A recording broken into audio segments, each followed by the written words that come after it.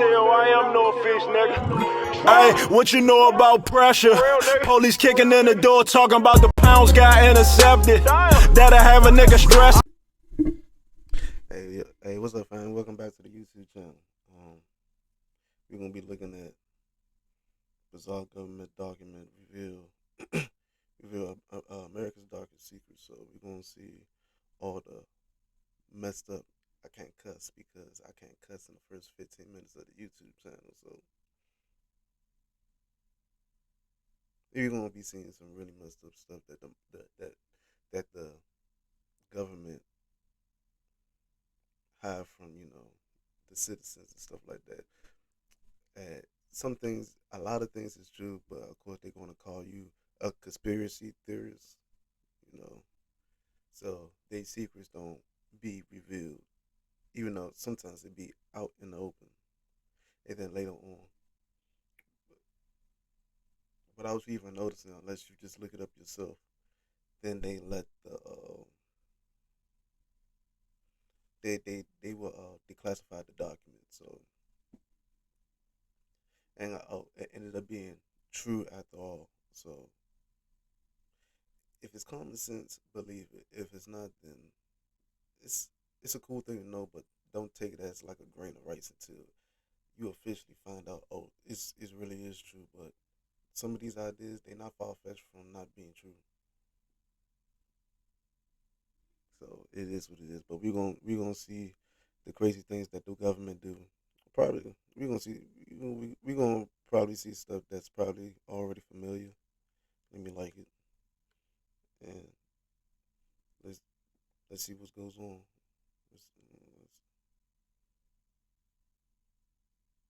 Let's see what type of experiments they're gonna do.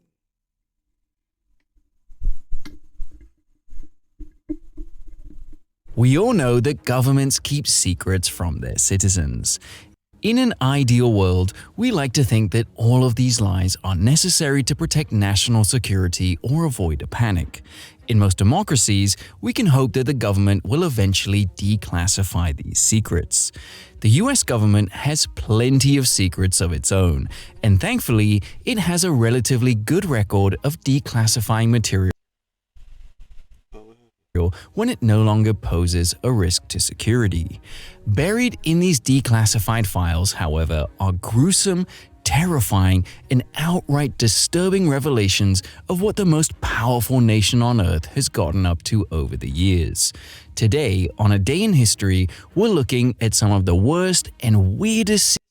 I'm gonna give y'all one that I not recently found out, but I found out. I might as well say recent, not like last week or last month, just like I think a year or two ago. The government covered up something.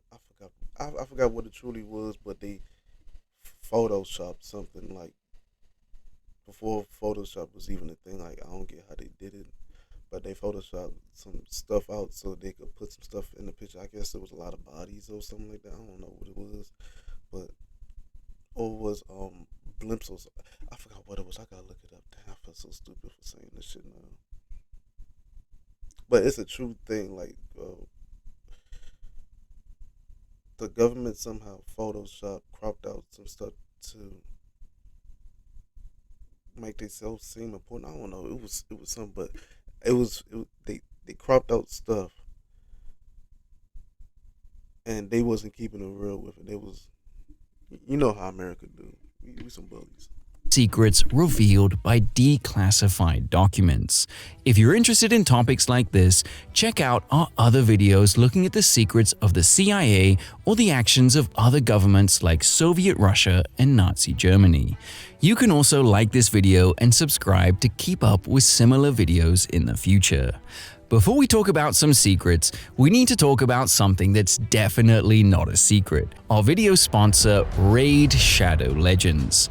Raid is a global phenomenon mobile RPG where you collect champions to engage in awesome PvE and PvP battles. The US government has developed some of the most advanced and dangerous technologies in the world. Among these, few are more infamous than the atomic bomb. It's no surprise then that the US invested a great deal of effort into researching the effects of radiation. Many of these experiments were ethical and productive, but some were not, and perhaps the worst was Project Sunshine. Starting in 1953, the US wanted to know whether ongoing atomic tests were affecting the general population. The Atomic Energy Commission debated over how they could investigate such a sensitive subject, and eventually settled on a grim solution. They would secretly steal bodies, mostly those of babies and children, and conduct tests on them. Members of the project were told to secretly work, quote, through personal contacts with foreign doctors, to slowly assemble samples. It would arouse less suspicion to spread out the body snatching across the world, rather than gather them all in one place. Documents record the AEC commissioner. Imagine if dozens of small businesses in your town funnel $299 straight into your bank account every single month. Not for driving into an office, breaking your back to make someone else rich, or trading your valuable time for pennies, but for downloading a simple app from the Apple Store and putting a small amount of work up front, maybe 5 or 6 hours a week. Well, now At the time claiming, if anybody knows how to do a good job of body snatching, they will really be serving their country. From Britain to Australia, US agents retrieved parts or whole bodies of young children to measure the amount of strontium-90 being absorbed into their bones. Secrecy meant that they didn't ask the parents first. Grieving parents would simply find that their child's body had mysteriously gone missing, or were fed a lie for why the body couldn't be returned to them. In one famous case reported in Britain, a mother was prevented from personally preparing her son's body for the funeral because doctors had to hide the fact that they'd removed his legs and sent them away for Project Sunshine. Scientists used the samples in experiments and produced several studies, none of which revealed the true origins of their material. The AEC maintained that the advancements in medical knowledge were worth the ethical violations. All in all, 1,500 bodies were stolen or cut up to fuel Project Sunshine's experiments. While the experiments themselves were known for decades, it was only much later that the theft of human bodies became known. In 1995, President Clinton set up a committee to investigate radiation experiments, of which Project Sunshine proved to be the most controversial.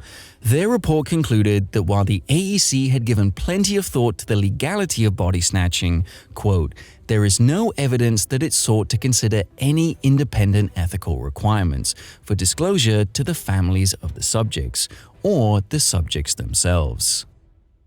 So they just do what the fuck they want, bro. It's cool when they do it, but it's a problem when we do it. Sunshine was just one unethical medical experiment undertaken by the US government. Perhaps the most dubious of all was the infamous Tuskegee experiment. This experiment ran for 40 years, between 1932. If you don't know about that one, you need to pay attention in school.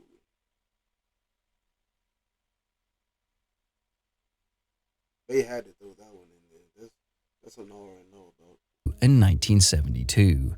The U.S. Public Health Service, PHS, and the Center for Disease Control and Prevention, CDC, partnered with Tuskegee University to observe the effects of syphilis on 600 poor black sharecroppers from rural Alabama. Around 400 of 40 years. They've been doing this shit for 40 years.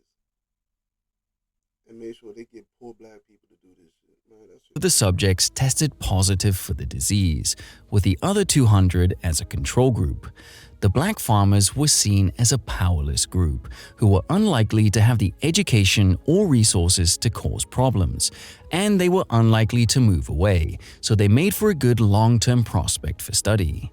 The victims were told they were participating in a simple medical study and were never told that they had syphilis.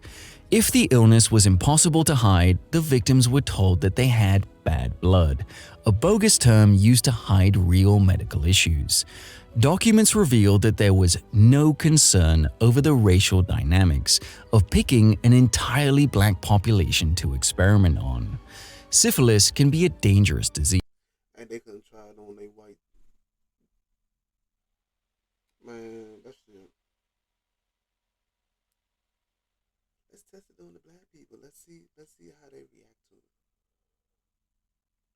We don't want to try it on us because we already know it's bad. Let's try it on them. Let's test the monkeys.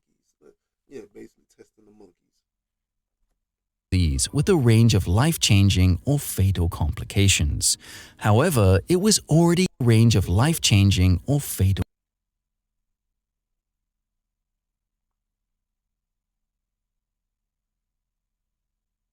Damn. Loss of pain and temperature sensation.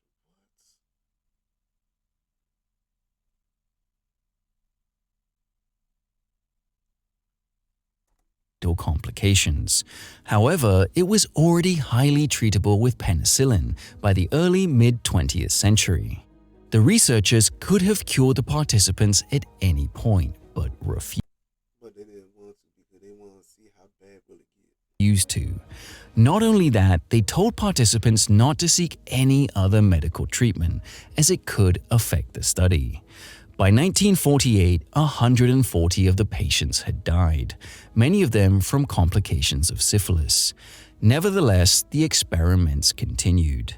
Participants were invited to annual checkups for decades, where researchers analyzed the progress of the disease while pretending to be doing normal medical tests.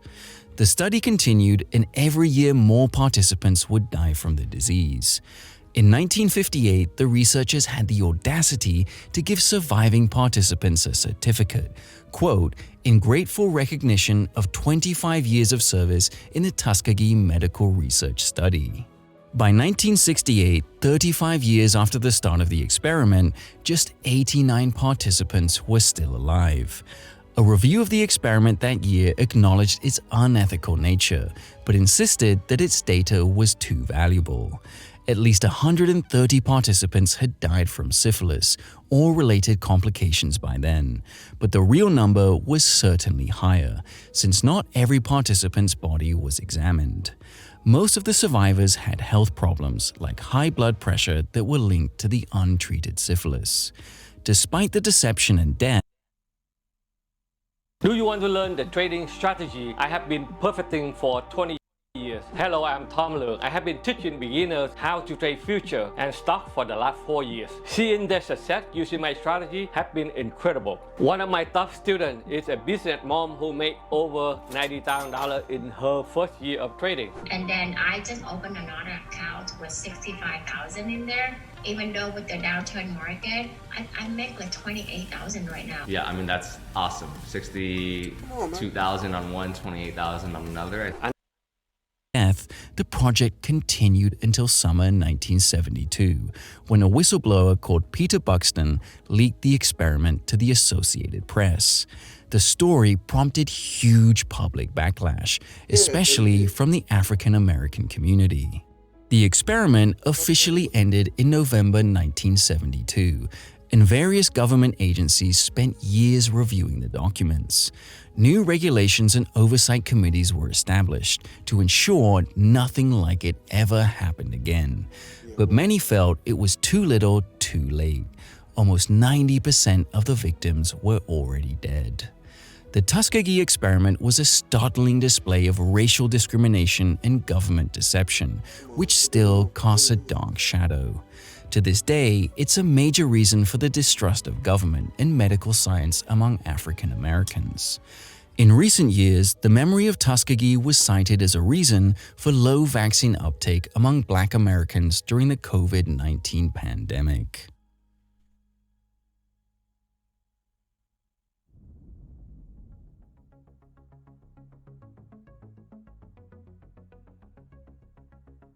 Tuskegee is far from the only government secret whose effects are still being felt today. Questions have long been raised over the events leading to the US invasion of Iraq in 2003, and whether the government lied about its claims that Iraq possessed weapons of mass destruction. Throughout 2002 and 2003, the US and UK claimed to have uncovered mounting evidence of Iraq's secret nuclear weapons program. The smoking gun in these allegations were a set of documents, supposedly showing that Iraq had been secretly attempting to buy massive amounts of uranium from Niger. Niger was one of the world's biggest supplies of uranium, and both the US and UK governments pointed to this as concrete proof of Iraq's sinister intentions. However,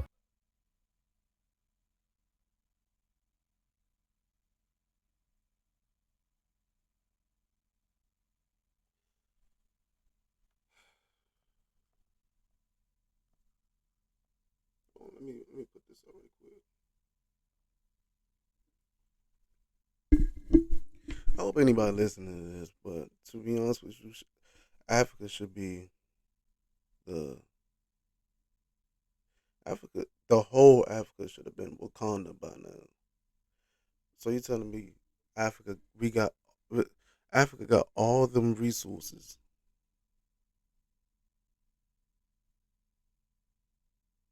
all the resources that everybody in the whole world want from them. Why are we not the richest country in the world?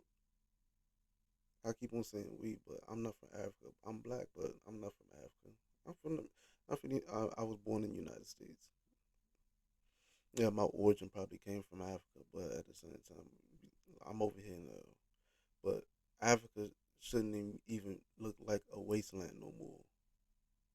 Not saying that some parts, yeah, it's fucked up looking, but what I see, Africa is a very beautiful place. So I don't get why there should even be a poor person in Africa. You got all them damn resources.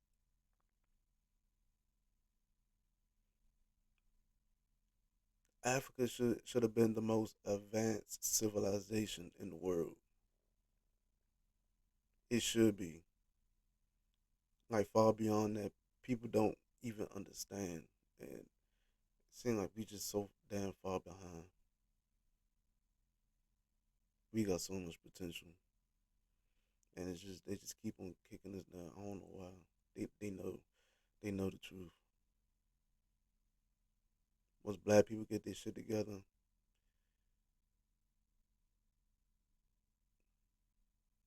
it's a whole different ball game. I just hope I'll still be allowed to see that, you know.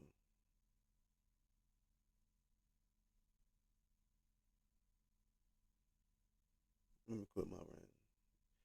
This is just something that been heavy on my heart, and like we supposed to be far more advanced than this shit.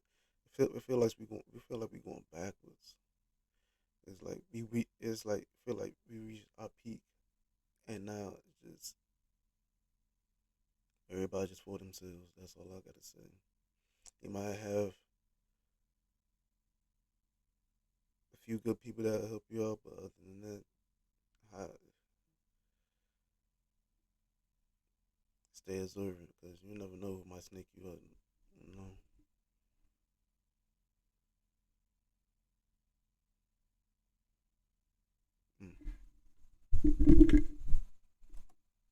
all was not as it seemed. On March 7th, officials from the International Atomic Energy Agency reviewed the documents and quickly concluded that they were false. There were many signs that the documents were forged, ranging from sloppy formatting to the most basic facts being wrong. For example, the amount of uranium that Iraq was supposedly asking for was an unreasonably high amount for Niger to move in the first place, let alone to move secretly. Most egregious of all, the documents named some high-level Nigerian officials who were not actually in those positions when the documents were supposed to have been made. The forgeries were so blatant that one IAEA official claimed that they could be spotted by someone using Google on the internet. How did the most advanced intelligence agencies in the world get deceived by such sloppy fakes? The real question might be, were they ever deceived at all? Other documents showed that the US was working closely with the UK on a global propaganda campaign to drum up hostility to Saddam's regime. Granted, that might not have been hard to do. Saddam was an awful dictator, but it was clear that the US and UK were paving the way for war long before the Niger documents arrived. Many believe that the documents were forged by the US to act as the last push to justify an invasion. Even though the documents were debunked, the headlines about the allegations were much louder and more numerous than the truth. Less than 2 weeks after the documents were exposed, the US-led coalition invaded Iraq, beginning a war that would drag on for years and cost tens of thousands of lives. Worse still, US forces never found the stockpiles of WMDs and weapon construction facilities that they claimed would be there. Later, the man in charge of leading the US teams set up to investigate WMDs admitted to Congress that we were almost all wrong. While chemical weapons that violated UN regulations were indeed found, it is undeniable that most of the US government's claims proved to be false. As these leaked documents show, we have to ask if the government already knew that.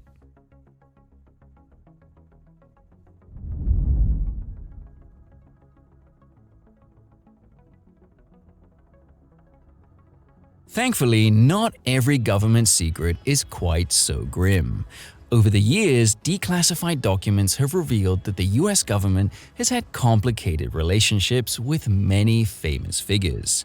For example, throughout the 1960s, the US paid $180,000 a year to the Dalai Lama. Why? The Dalai Lama was seen as a useful asset to resist Chinese expansion in Tibet. The US also funded the Tibetan So you want to know where to invest $1,000 right now? resistance as a way to stop the spread of communism in Asia. But the Dalai Lama was not alone in helping the US government. Maybe the strangest of all of these was Julia Child, the beloved chef who captured American hearts for decades with her Just rewind that back because I like zoned out a little bit.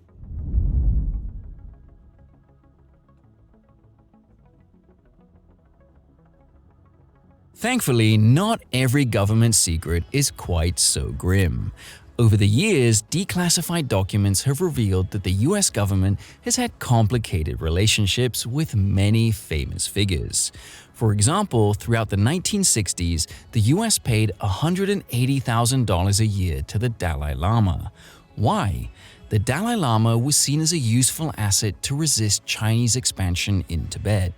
The US also funded the Tibetan resistance as a way to stop the spread of communism in Asia.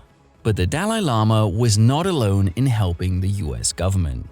Maybe the strangest of all of these was Julia Child, the beloved chef who captured American hearts for decades with her recipe books and cooking shows.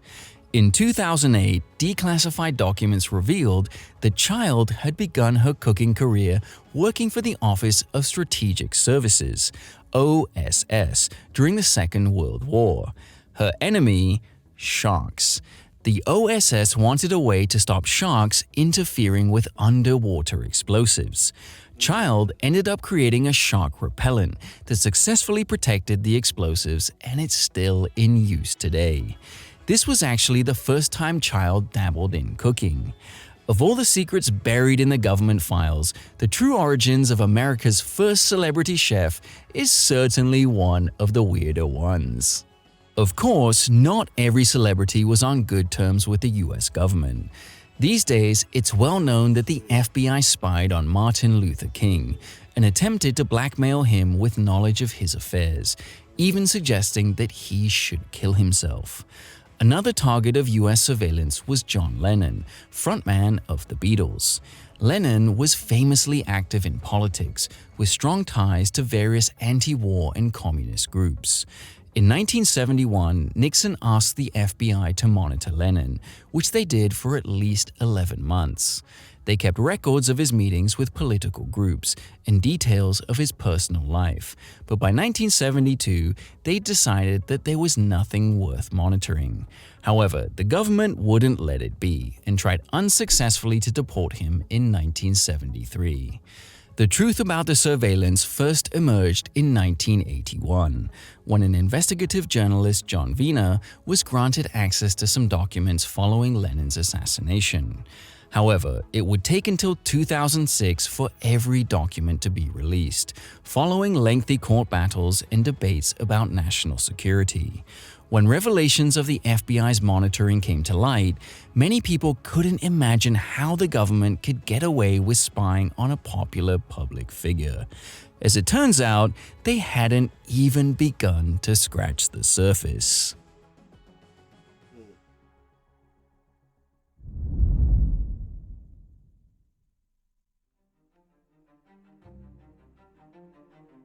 In 2013, Edward Snowden exposed one of the largest government conspiracies of all.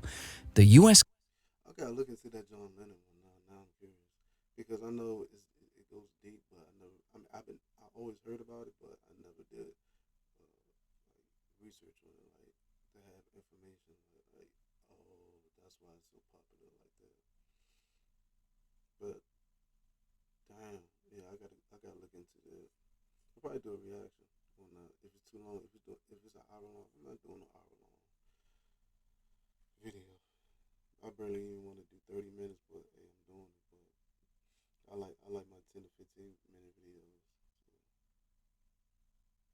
So I'll see.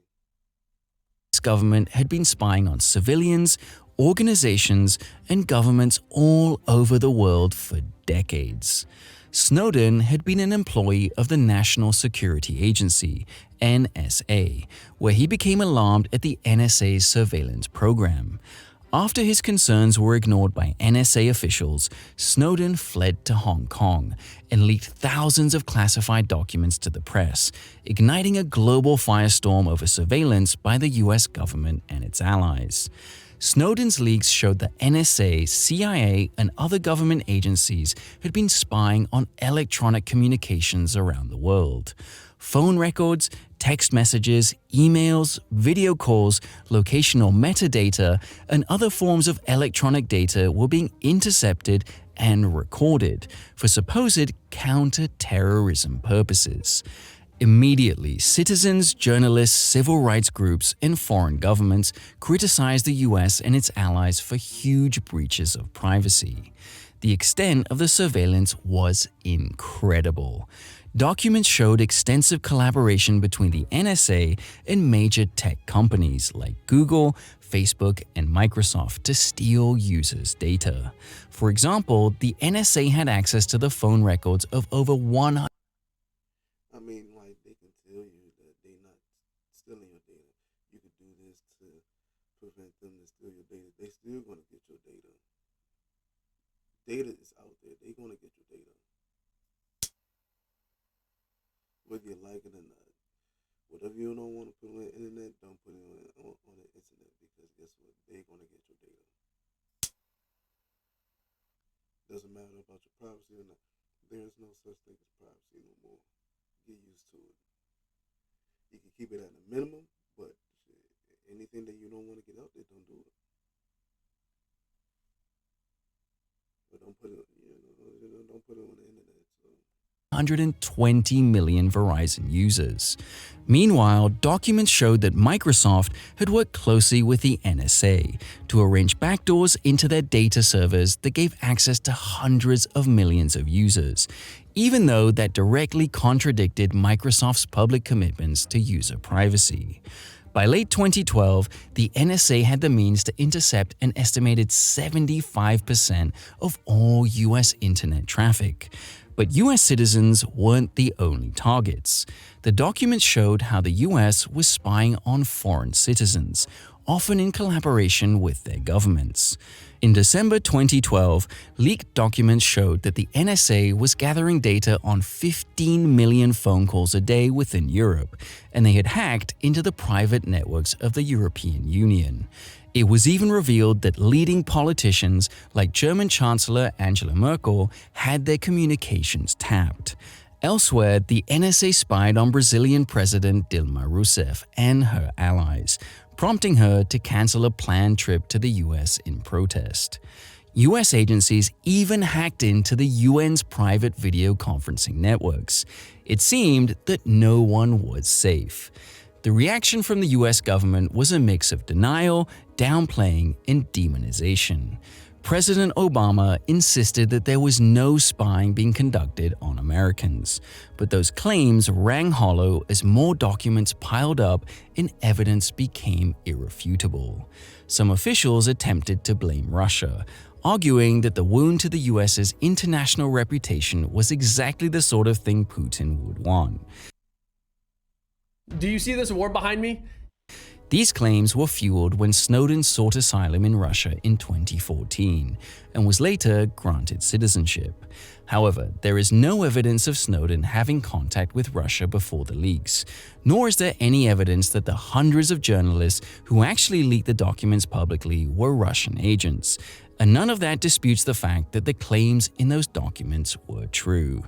The US government charged Snowden under the Espionage Act and committed to clamping down harder on whistleblowers and leakers. The embarrassment caused by the Snowden scandal and then the WikiLeaks scandal soon after might be the reason for the Obama administration's noticeably harsh treatment of journalists.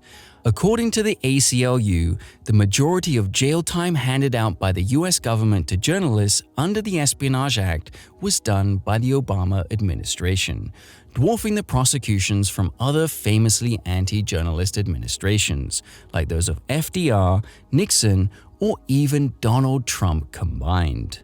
The worst part about the NSA spying scandal was that nothing was done about it.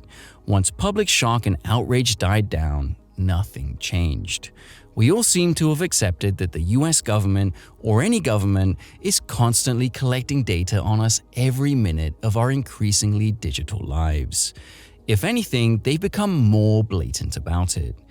Governments and technology companies are more closely linked than ever, as they work to monitor, control, and censor their citizens, and there's no sign that will change anytime soon.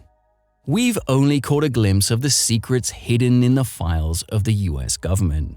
We can only wonder what else will be revealed in time and what will never be revealed at all. There's also many other governments around the world who don't declassify their secrets, leaving us to question what other bizarre or disturbing things have gone on under our noses. Only time will tell. Unlike the US government, we don't keep secrets from you here at A Day in History. In fact, we'd love to share more of them with you in Yeah, the government can do whatever the fuck they want to, man. That's why I say it's cool when they do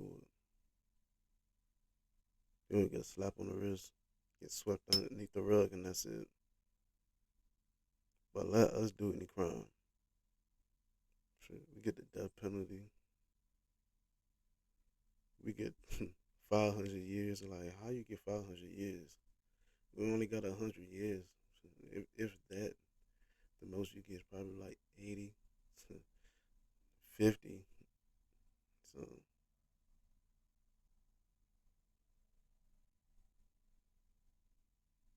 but let them do a crime. Like, nothing happens at all.